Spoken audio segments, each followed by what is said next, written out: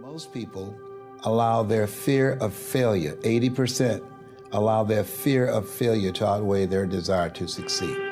When you're willing to fail again and again and again, when you make up your mind to become unstoppable, when you make up your mind to become a no matter what person, then that will then give birth to a part of yourself that you don't know right now. And the question is, if you died today, what dreams, what ideas, what talents, what books, what music, what leadership, what voice will die with you? Will it be easy? No. Will it be challenging? Yes. So you got to prepare yourself. You've got to develop yourself. As long as you're breathing, you got some more work to do. There's something else for you to achieve.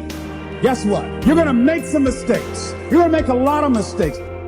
What I've come to appreciate when you're working on changing your life, changing some bad habit, getting out of addictive situations or relationships, or working to build a dream or making a difference in our society, it's hard.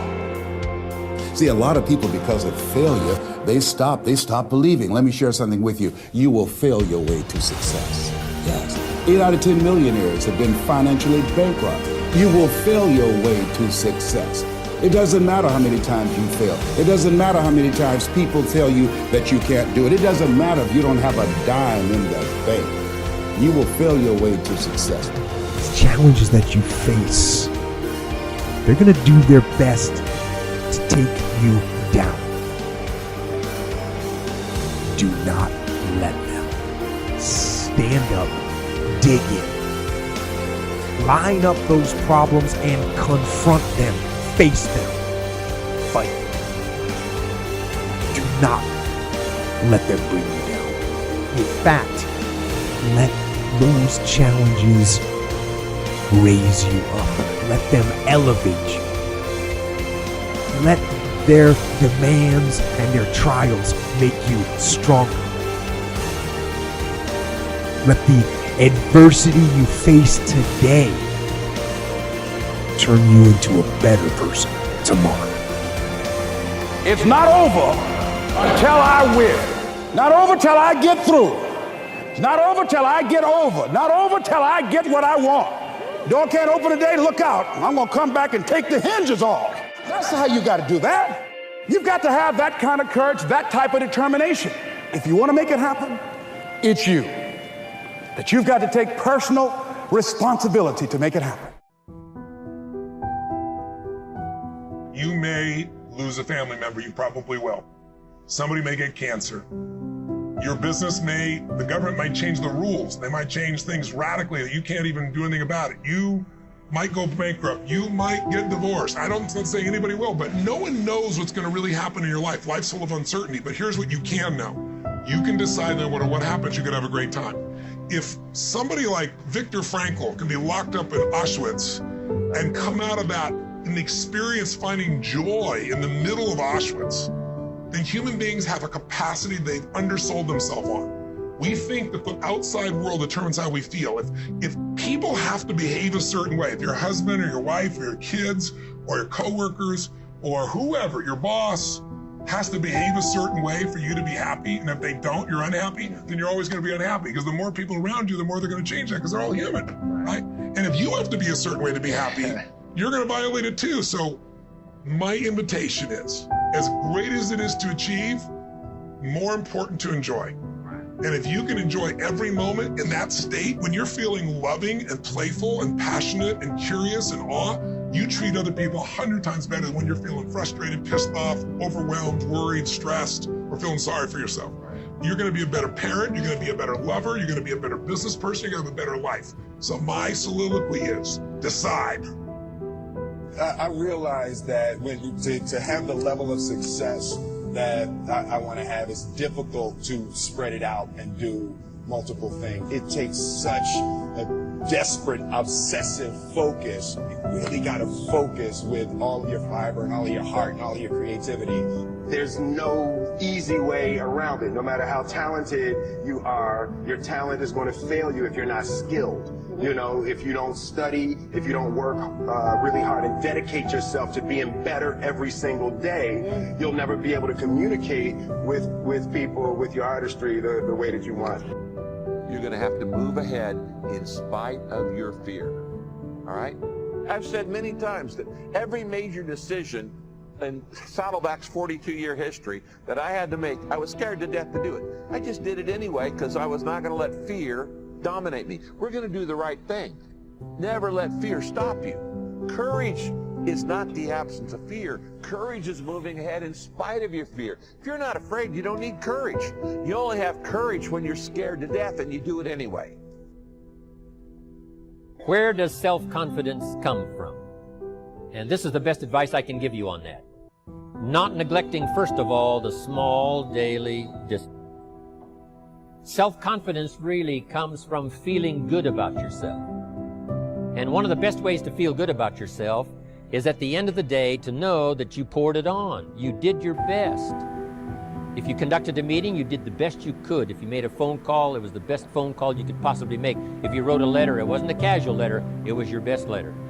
At the end of those kind of days, when you feel good about yourself, self-confidence starts to rise.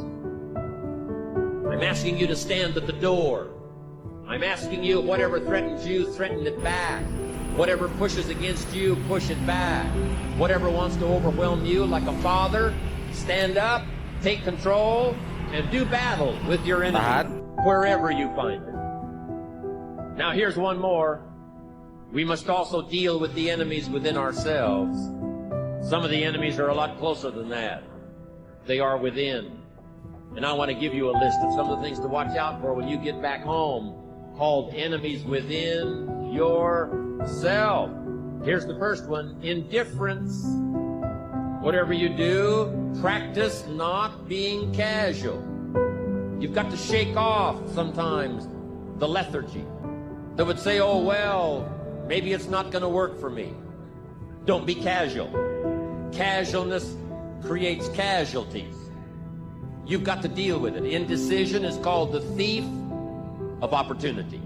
Make decisions even if it's a wrong decision. Do the very best you can, make a decision and go with it.